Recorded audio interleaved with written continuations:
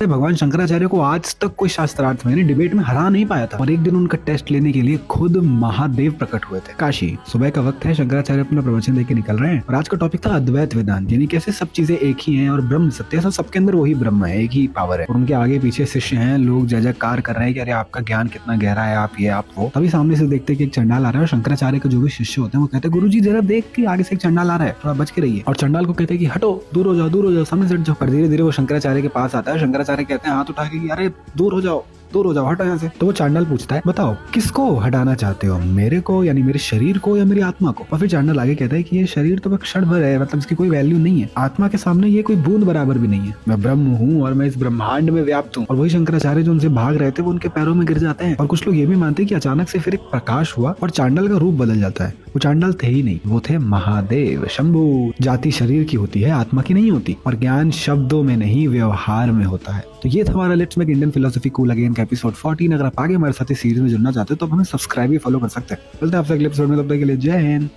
Om Shanti.